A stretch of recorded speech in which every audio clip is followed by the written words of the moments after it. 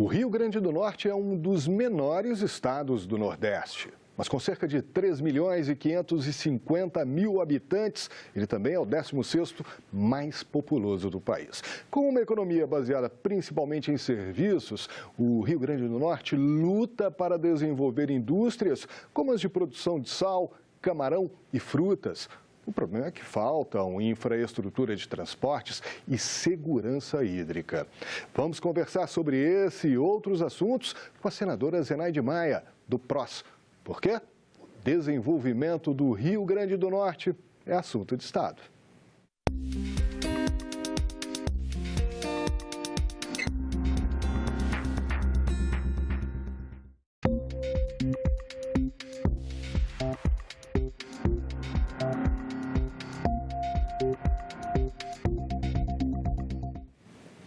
Participa comigo dessa entrevista o meu colega, o jornalista Márcio Maturana, da TV Senado, e eu dou as boas-vindas à senadora Zenaide Maia. Seja muito bem-vinda ao Assunto de Estado, senadora. O prazer é meu de estar aqui. Essa questão de abordar o meu estado e o que é necessário e o que a gente tem de bom é uma oportunidade única. Senadora, no início do programa eu falava de um dos dramas do Rio Grande do Norte, um estado muito bonito, que atrai muitos turistas, mas que tem um drama grande, que é a questão da segurança hídrica, né? Como é que isso está sendo resolvido? Como é que isso está sendo tratado no Rio Grande do Norte, senadora? Olha, com o máximo de prioridade, inclusive por toda a bancada. A segurança hídrica do Rio Grande do Norte, como outros estados do Nordeste, passa pela transposição do Rio São Francisco. Isso é uma luta de alguns anos. Em 2015, a gente tinha 96% da transposição. E junto a essa transposição, tem as obras anexas, como, por exemplo, a barragem de Oiticica, que fica sendo o terceiro maior reservatório do estado e que a bancada bota todos os anos emenda de bancada para terminar. Ela está com 70% da obra. Pois é, a gente tem aqui algumas informações, senadora. Eu vou pedir para exibir aqui no nosso vídeo wall, para que o telespectador possa ter um pouco mais de informação disso.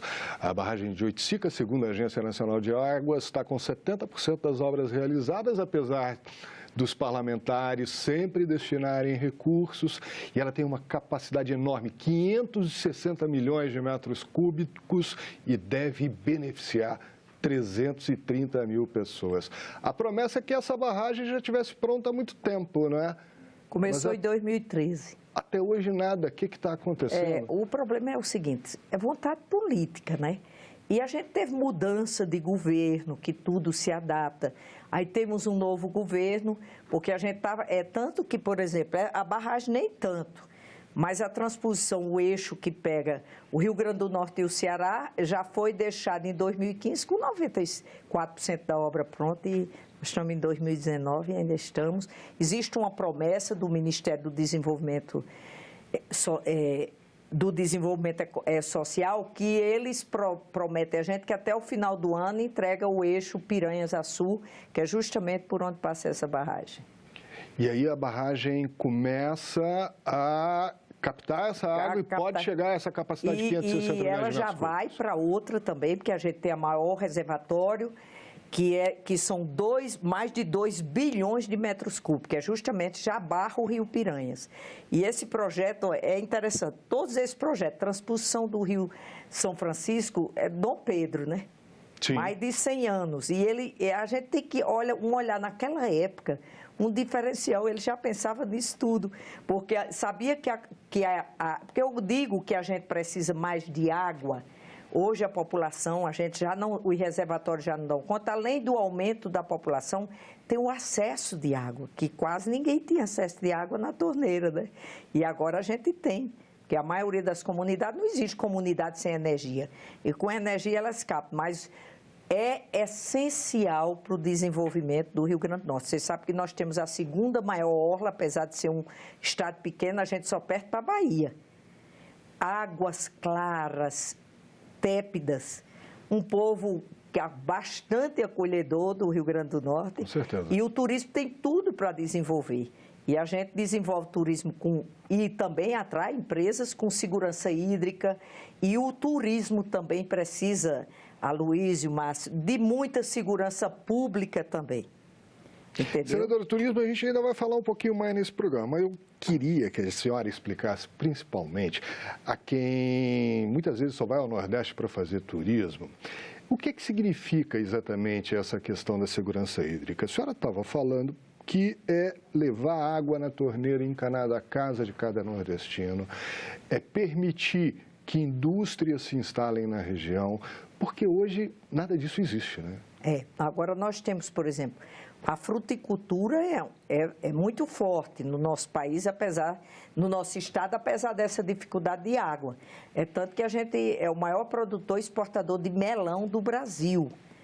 Eles conseguem com poços, mas a gente sabe que esse lençol freático, a gente teve agora 7 anos de seca, ele também, cada vez os poços vão ficando mais profundos e a água não tem a mesma qualidade dessa água que a gente está transpositando do Rio São Francisco. Essa estimativa de conclusão da barragem até o fim do ano está andando? As pessoas podem ficar otimistas? Olha, é a promessa do Ministério do Desenvolvimento Regional.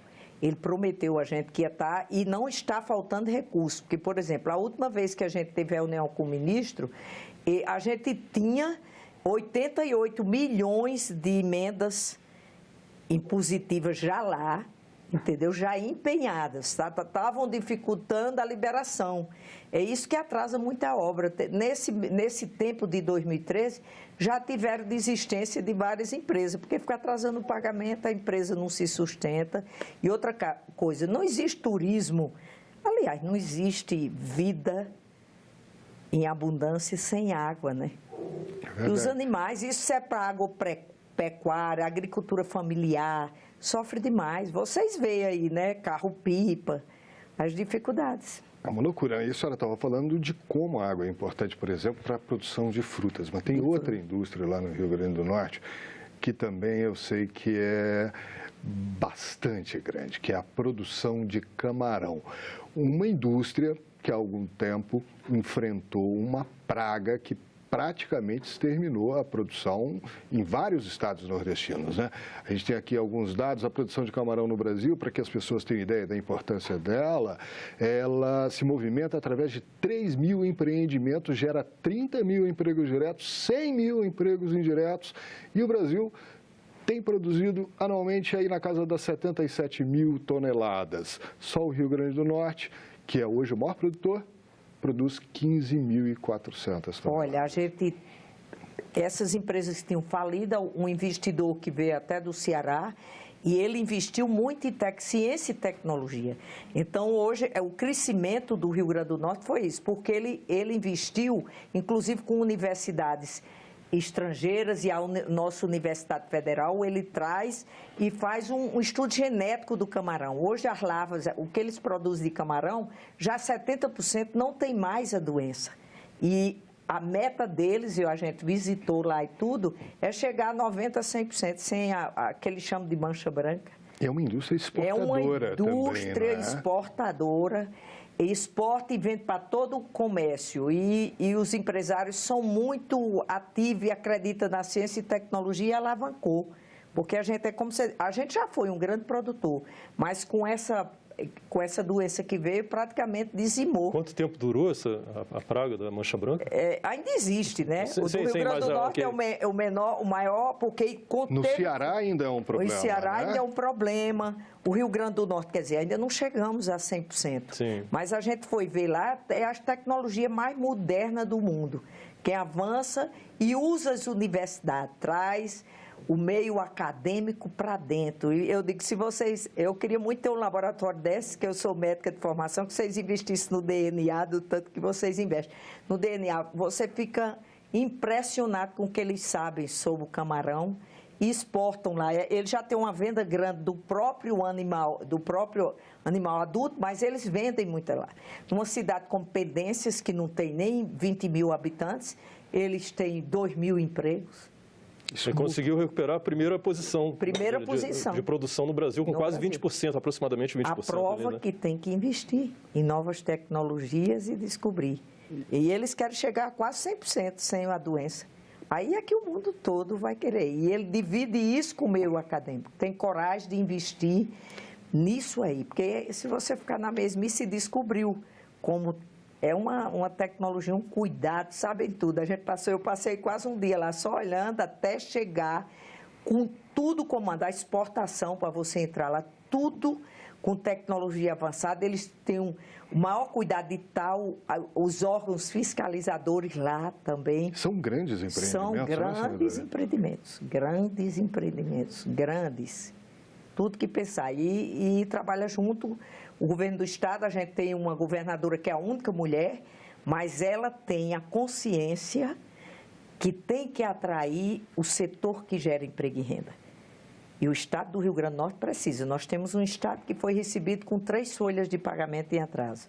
E se a gente não investir no setor que produz emprego, isso não tem solução. Hoje, a indústria do camarão, ela enfrenta a praga da mancha branca, está conseguindo vencer, mas também tem uma série de outros problemas, né? Porque, por exemplo, um dos problemas do Rio Grande do Norte é você tirar a mercadoria de lá, a falta de portos, de infraestrutura, não é verdade? Estradas péssimas e também essa questão do aeroporto, dos portos, que a gente tem uma luta com isso aí.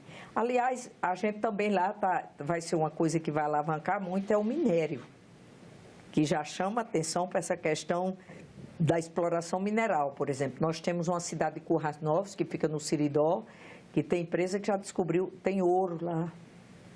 Então, já se está aí. E o mais importante, o Instituto Federal, os Institutos Federais de Tecnologia, que lá a gente tem 21 hoje, já tem, por exemplo, o de Currais Novos, o laboratório-chave dele, que alavanca, é justamente de mineração. Eles têm tecnologias que as próprias empresas que já estão perto de começar a explorar, eles têm máquinas que mostram a percentagem de cada mineral. Mas para isso é preciso melhorar a infraestrutura de transporte, porque senão essa indústria não se desenvolve, né? Se não tiver o transporte, fica difícil. Por isso que eu estou dizendo, é transporte, segurança hídrica, o minério precisa de mais também de segurança hídrica, né? Aliás, quem não precisa de segurança hídrica? Mas, olha, tem algo nesse governo que me chamou a atenção. Ministério do Desenvolvimento Regional. Eles têm um Plano Nacional de Segurança Hídrica que eles vão investir quase 30 bilhões e desses 15 bilhões é para o Nordeste. Então, isso nos dá uma esperança animadora. Pois é, senadora, a gente estava falando dos problemas de infraestrutura para a indústria do Rio Grande do Norte. Tem uma outra indústria que padece muito com isso, apesar de ser um exemplo. Ela produz 95% de toda a produção brasileira. Eu vou pedir para mostrar aqui a informação. É a indústria do sal. São 6 milhões de toneladas de sal marinho e lá do Rio Grande do Norte sai 95% dessa produção. É um negócio que tem 30 empresas envolvidas e 60 mil empregados. Muita gente não sabe disso, né? Não sabe, mas isso a gente tem que divulgar. Lá em Esbarro, nós temos um Porto Ilha, né, que eu acho que é um dos poucos do Brasil, que é um porto estatal, porque a gente tem uma concorrência com sal, que não é sal marinho, que a gente é 100% marinho, que é o sal do Chile. E que a gente teve várias reuniões, porque a gente diz que eles vendem, para poder ganhar essa concorrência aqui, eles vendem o sal no Brasil mais barato do que lá, que caracteriza um dump, né? Mas o que é que está se vendo?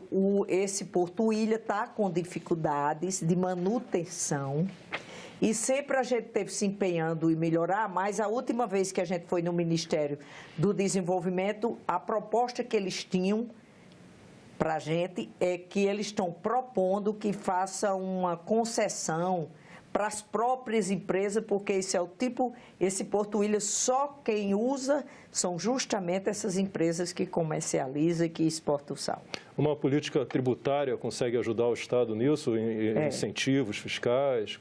Mas tem algo que a gente tem que chamar a atenção. Nós hoje somos o maior produtor de energia renovável do Brasil, viu? Inclusive, nós somos autossuficientes em energia eólica. Nós produzimos 4 gigabytes e só usamos uma, a outra já é exportada. Mas isso gera algo que chama atenção para os países, para os estados produtores, porque pela lei, na época só tinha o petróleo, a lei, o ICMS é cobrado no estado que consome. Então, por exemplo, essas energias eólicas, elas dão empregos, mas na hora que estão produzindo aquelas torres, tudo, mas depois para o estado não reverte isso.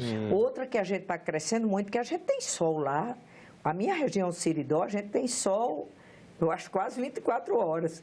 E o ano todo. Então, a fotovoltaica, a gente está crescendo muito nela. Mas é outra que a gente está vendo como regulamentar. Nós somos também o maior produtor de petróleo em terra, né? Sim. Mas de uns anos para cá, a Petrobras deixou de investir. E tem reduzido esses investimentos, isso é um problema para o Estado, né? Para o Estado. Aí onde é? É a maior perda econômica, a falta de investimento da Petrobras. Mas isso é uma política que eles vêm fazendo de um tempo desse para cá, desinveste para poder privatizar. Nós temos também refinaria. A Clara Camarão, ela produz, inclusive, QAV de avião, querosene. Mas ela está funcionando, de uns 3 anos para cá, com a capacidade ociosa, no máximo 50%. Deixa de produzir todos esses produtos, inclusive com petróleo que vem do Ceará, que era lá, e a gente está lutando para a Petrobras voltar a investir nos campos maduros. Nós somos o maior produtor em terra. Mas a empresa parece que está tendendo a transferir esses poços, essas reservas, para iniciativa privada. Né? Mas isso, hoje eu estava ali numa audiência pública justamente sobre a venda da TAG, né, que são dos nossos oleodutos. E a gente vendo isso, porque a privatização, não tenho nada contra a gente fazer parcerias. Agora, o que me chama a atenção é que toda vida a gente perde a autonomia administrativa e financeira. Por exemplo, não existe a probabilidade... Eu vou falar aqui sobre o espaço aéreo. Eu não tenho nada contra se abrir o espaço aéreo. Inclusive, a gente tem um projeto de lei que era 49%. Mas, no fim, foi aprovado 100%. Se você for atrás, a Europa, quem mais abre o espaço aéreo, até por uma questão de segurança nacional, a França é 25%. Só explicar para o telespectador que essa questão de abertura do espaço aéreo diz respeito à propriedade das empresas de aviação, não é? Aqui no Brasil se abriu, então, antes era limitado, mas agora se abriu, as empresas de aviação podem ter capital 100% estrangeiro e voar no Brasil, né? Mas a senhora está dizendo que na Europa isso não acontece. 25% na França, o próprio Estados Unidos, que normalmente propõe, lá ainda é 20% da abertura. Porque na hora que eles foram fazer esse projeto de lei que abriu o espaço aéreo, ele mudou a lei da aeronáutica, do Código Civil da Aeronáutica, teve que mudar. Claro que a gente precisa abrir para outras que vai aumentar a concorrência, mas, por exemplo, parece que tem 1 ou 2 países que abrem o espaço aéreo 100%. E a aviação é algo importante para um outro tema caro ao Rio Grande do Norte, que é o turismo, né? É o turismo, que também a gente esbarra nisso aí. Poucos voos e isso se torna caríssimo. Entendeu? Mesmo nesse período que a gente estava lutando por mais voos, o aeroporto da gente, eu acho que é o lugar mais oriental do Ocidente. A gente tem países da África que são 5h30. Natal, Lisboa, são 6 horas de viagem. Mas aí a gente bate numa coisa, quer dizer, realmente, a senhora estava falando que as tarifas aéreas para o Rio Grande do Norte estão altas. Agora, isso tem a ver também com uma alta concentração de mercado por parte das empresas de aviação, né? Porque, na verdade, hoje você está se reduzindo cada vez mais. Tem a Avianca agora que está quebrando, e aí vai ficando complicado, né, senadora? Não, por isso que é aquilo que eu digo, nada contra abrir o espaço aéreo, se isso vai trazer novas empresas, que vai reduzir o preço das passagens. Tudo bem.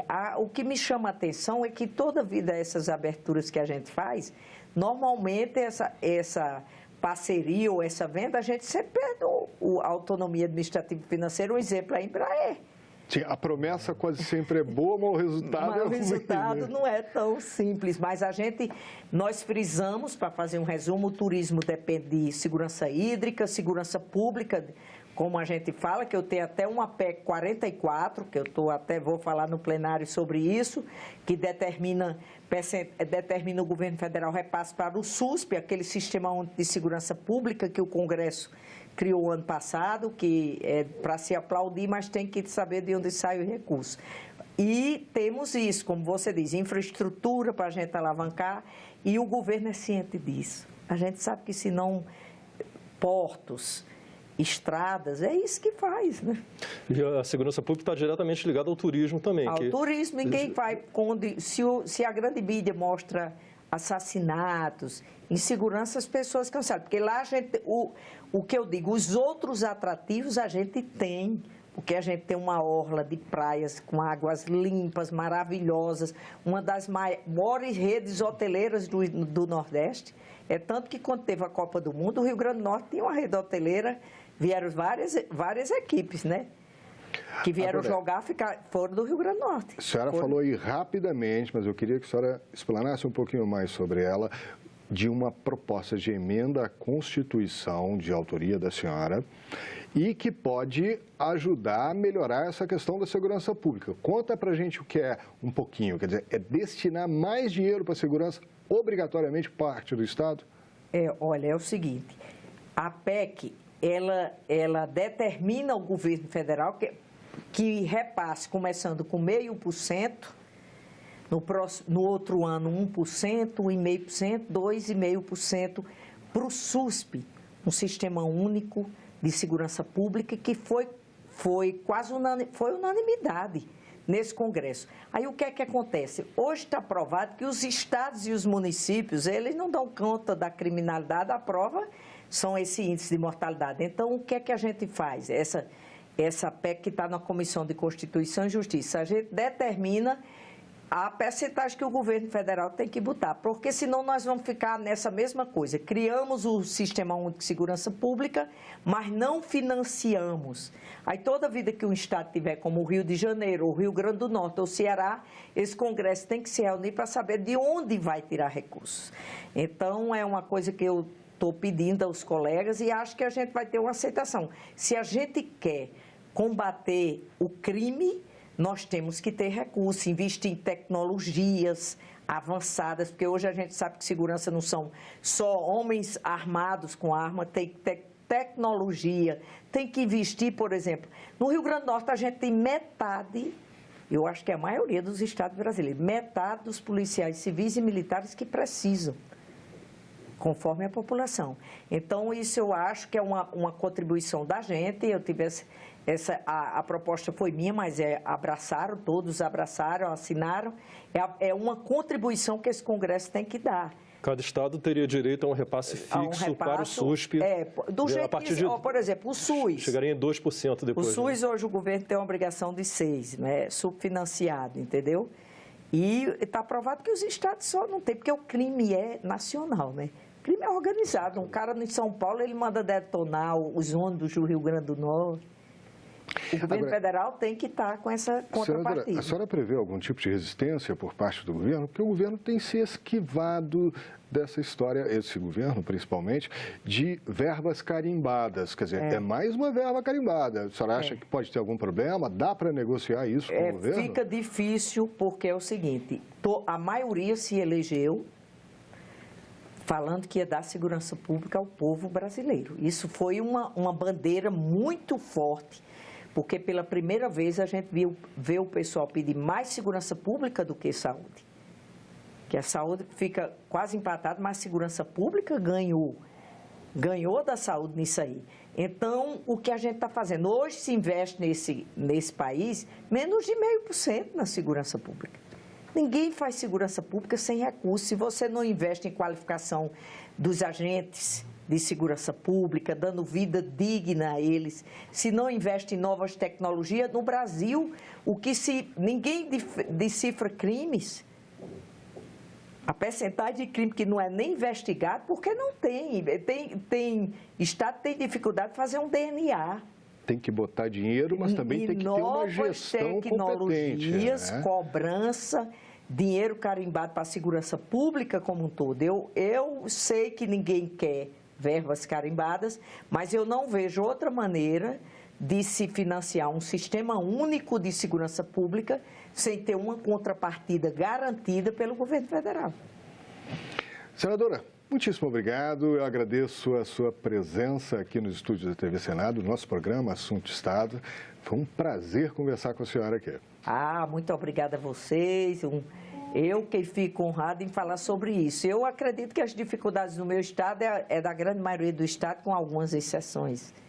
Por exemplo, tirando a questão de segurança hídrica, teve uma época aí que São Paulo, Rio de Janeiro, todo mundo também teve dificuldade de ter água. Aliás, água, no mundo todo já acordou para isso. Água não é um bem, não se vende água. Você tem uma concessão. Então, por isso que esse cuidado da gente com um país que tem muita água doce, mas o meu Nordeste sofre muito, e principalmente o Rio Grande do Norte, porque a gente tem semiárido, seca, até o litoral, que isso é uma coisa rara. Pois é, vou aproveitar e deixar um alerta aqui para toda a sociedade para que se preocupe com a questão da água no futuro. Senadora, mais uma vez, muitíssimo obrigado. Muito obrigado ao colega Márcio Maturana por sua participação aqui no Assunto de Estado. E essa entrevista, ela já está disponível para você baixar ou compartilhar lá no nosso site, senado.leg.br/tv. Ou então, pelo nosso canal do YouTube. Se você quiser sugerir um tema ou enviar pergunta para o senador do seu estado, é fácil.